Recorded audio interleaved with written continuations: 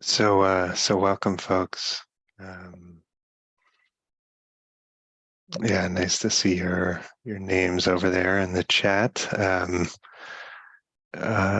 Question about recordings; those will be posted in a couple days. Volunteer is working to edit those, get those posted to Audio Dharma, but they're of course always available on YouTube. Okay. Very sweet. All right, let's sit.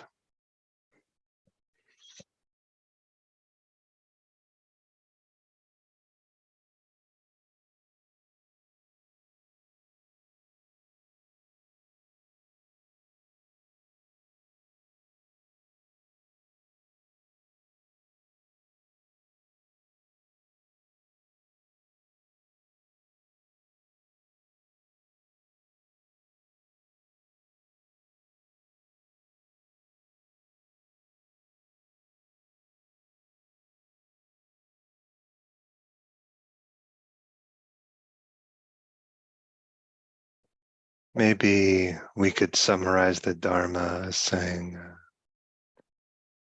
something like, we're becoming more and more sensitive to goodness.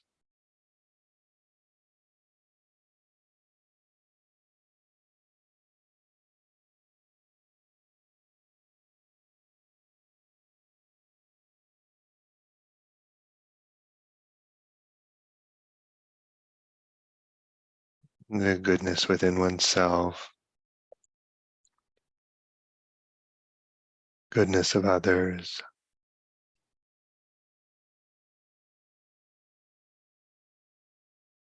goodness of peace, love, wisdom,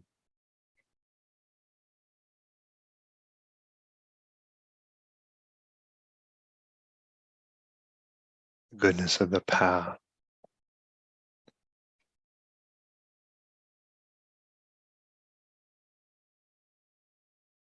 sensitive to goodness.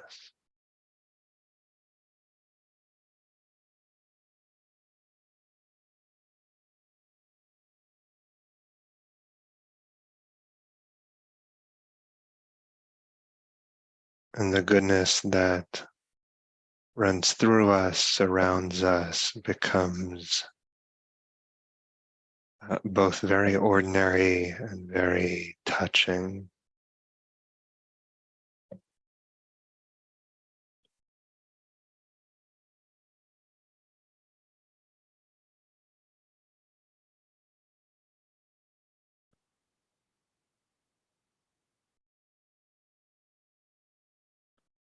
Becomes the foundation of our practice.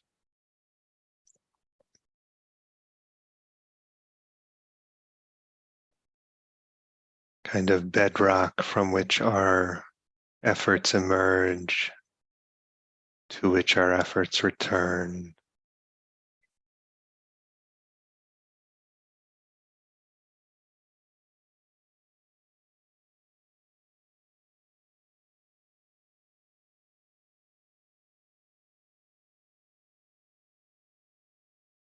How we live, how we die.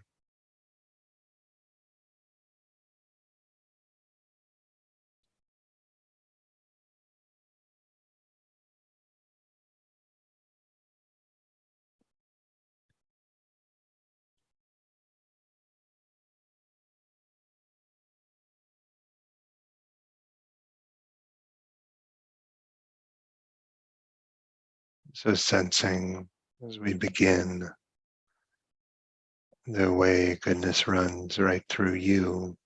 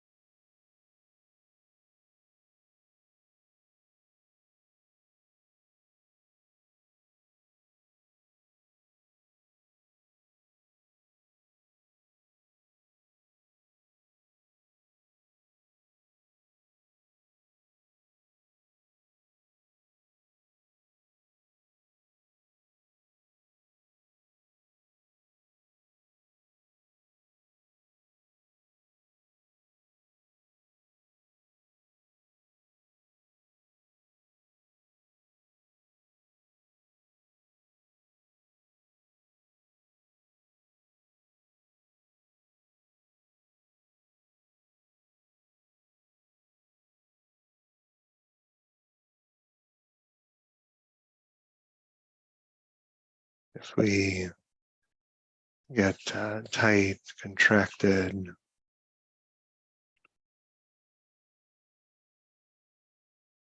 just touch back in with any reminder, goodness,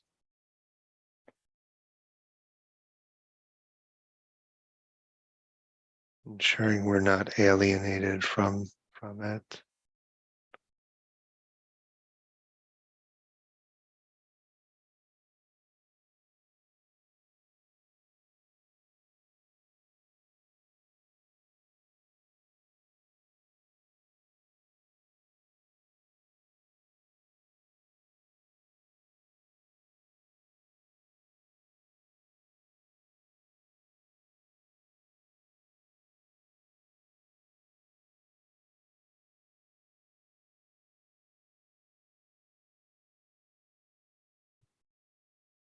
And poised in that goodness, we let the breath come to us.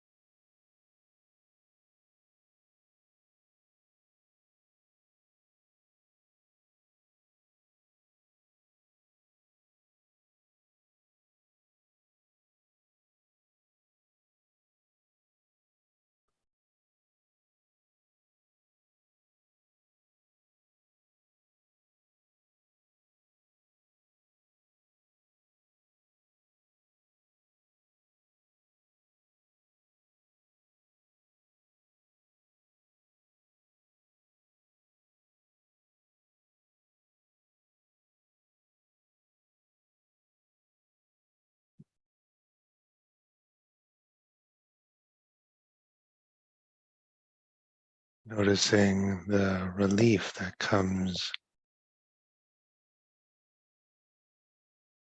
when oxygen hunger builds and we breathe in.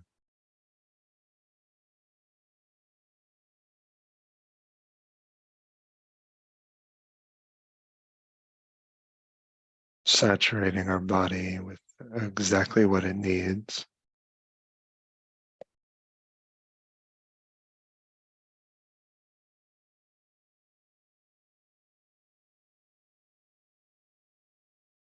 And the pleasure of breathing out.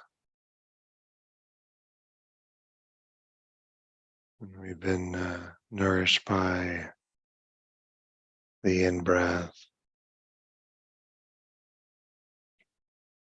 and the relief of exhaling what's nourished their body.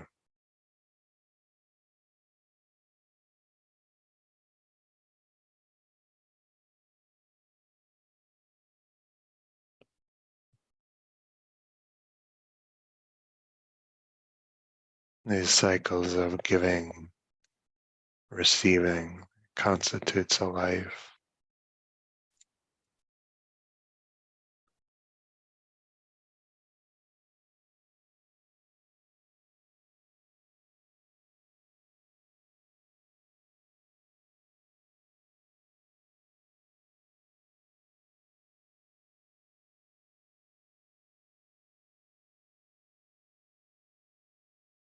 We can be clear, precise, resolved, high resolution in perceiving breath as it comes and goes. We can be clear, precise, resolved, without tension.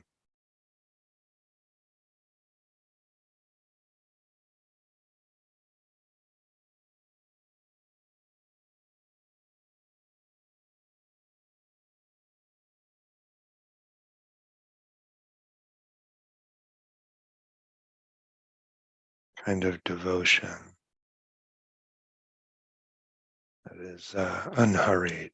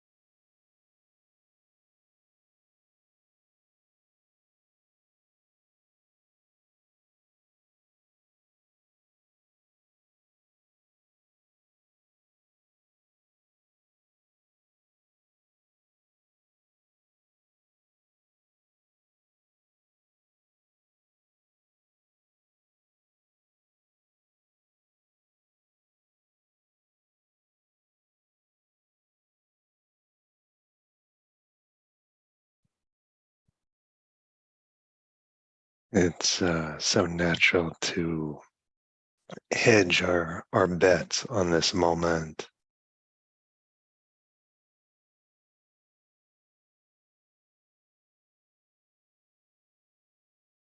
to try and tie up all the loose ends of being human. So we allocate some of our love to the future, to worry, to the past.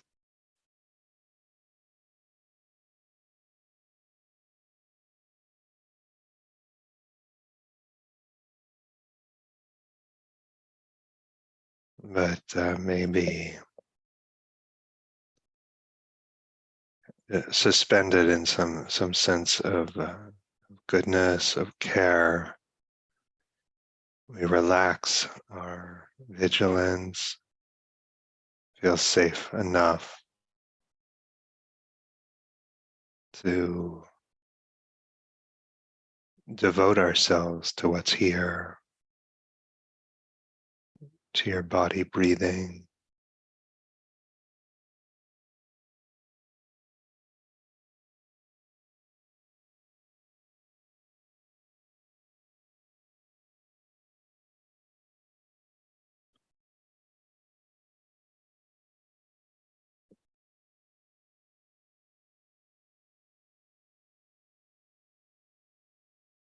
You don't need to manufacture the sacred.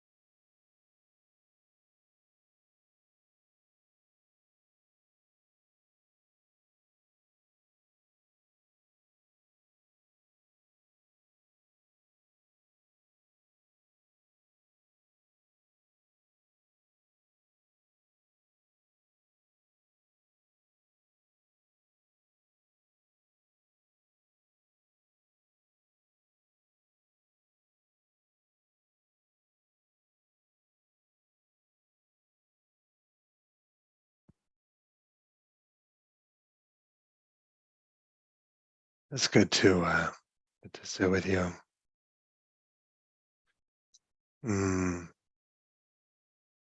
So yesterday we started with faith, first of the five faculties, and today energetic vigor, virya.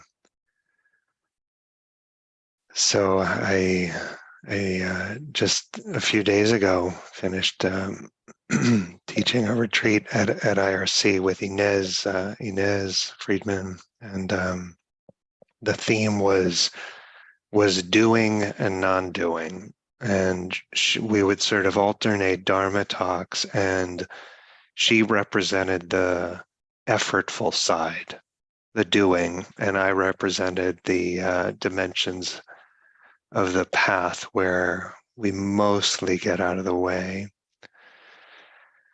And it really is a dialectic between the doing and the non-doing.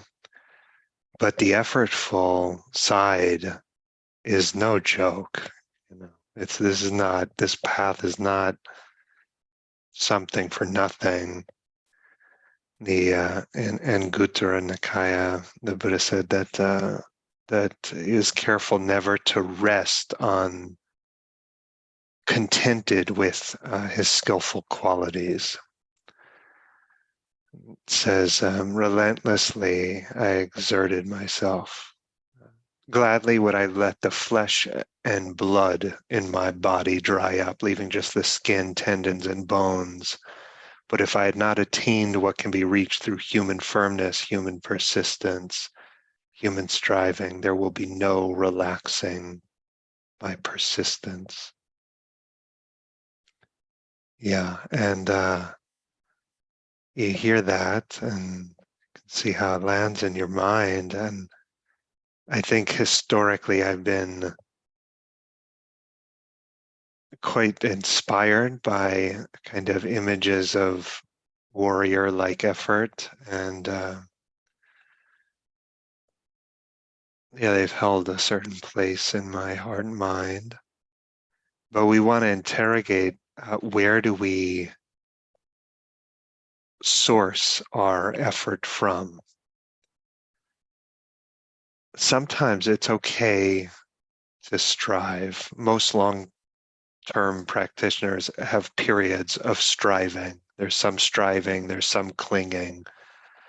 And just so you know, it's not like we spontaneously combust if we strive.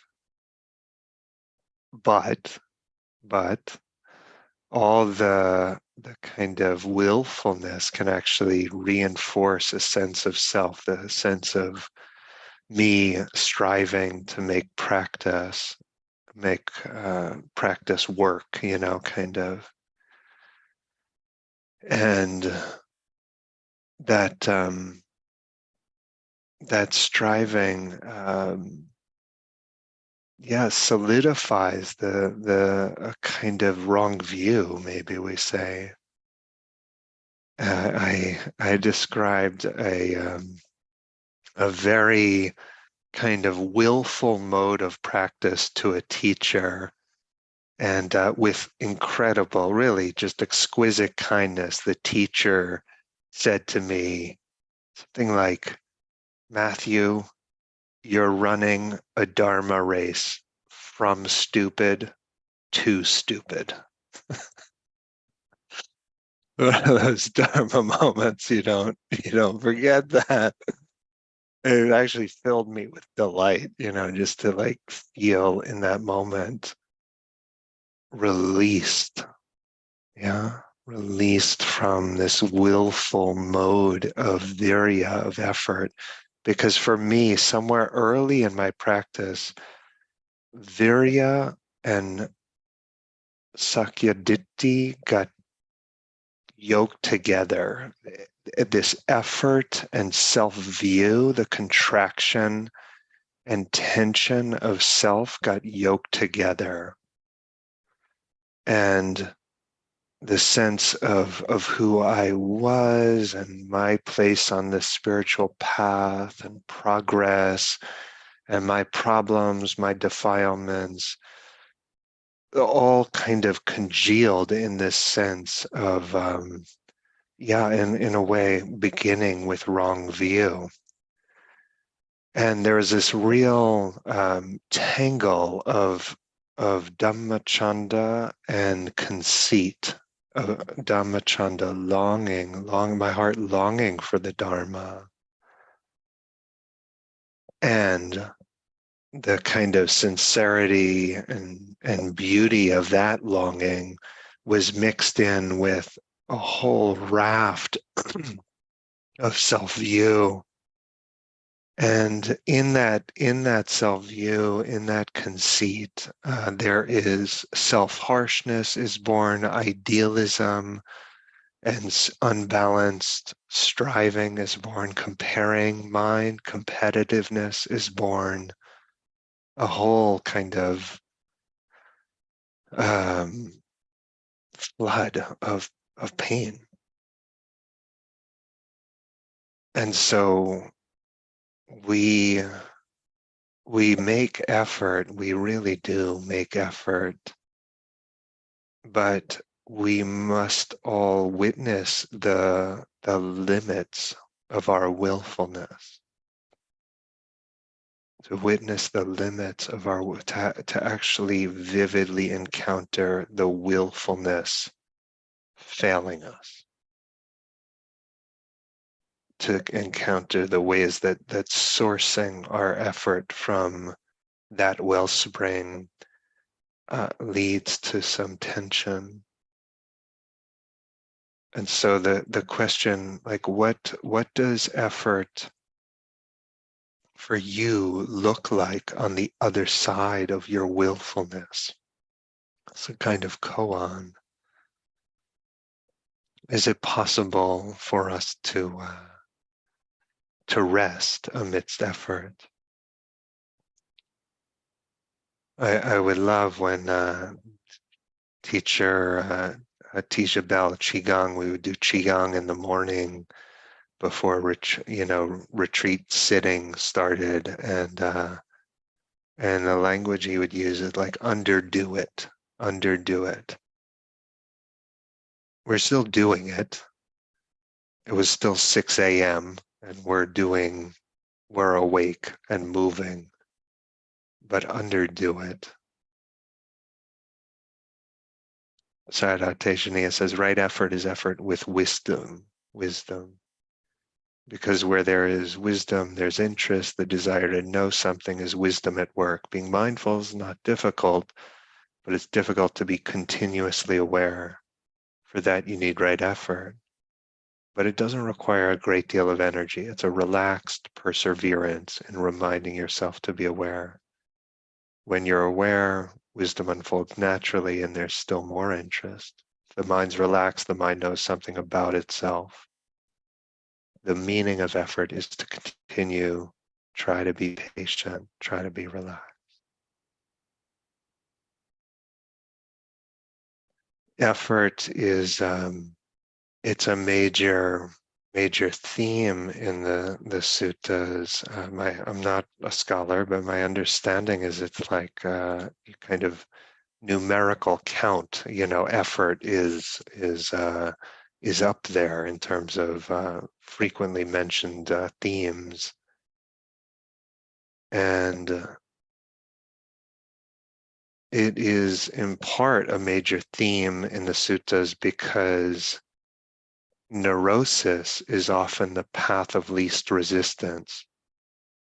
I talked about the pervasiveness of goodness, the sensitivity to goodness. That's all true too. But neurosis is often the path of least resistance, meaning like my bad habits require precisely zero effort. The glide path to donuts is frictionless. Yeah. Whatever. Yeah. Nothing wrong with donuts. William James says, we're mere bundles of habit. We are imitators and copiers of our past selves. A kind of psychological, karmic, neural momentum, imitators and copiers of our past selves, and not all of our habits are conducive to our happiness. And so deep growth is not always comfortable. Sometimes it feels like water running down a hill, but often takes energy. It takes energy to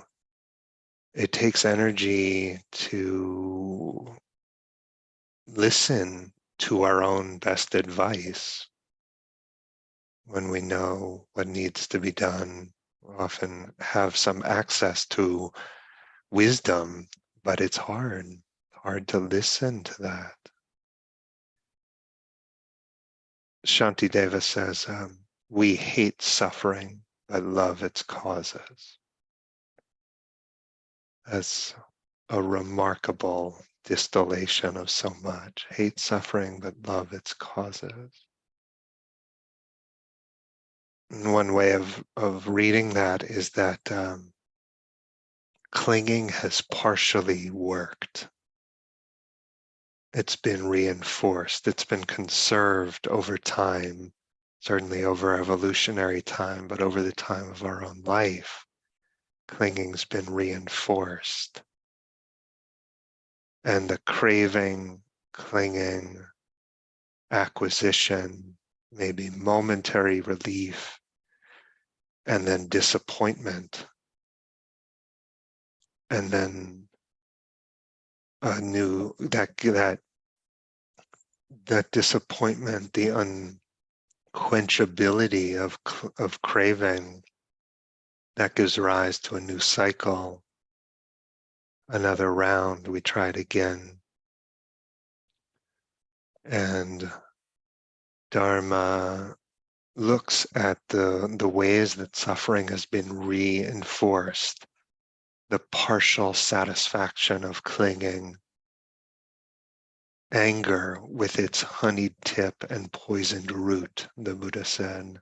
That's just one example. But to put down the poison, we have to renounce the honey. That takes effort, energy. Hate suffering, but love its causes. Energy is often about loving the causes of suffering less. And we do what we can to source that effort from wise view, from relaxation, from sensitivity to goodness. I offer this for your consideration. So it's lovely to think of you out there somewhere, all of us out there somewhere. And we'll keep going. So I wish you all a good day. May you not be alienated from goodness.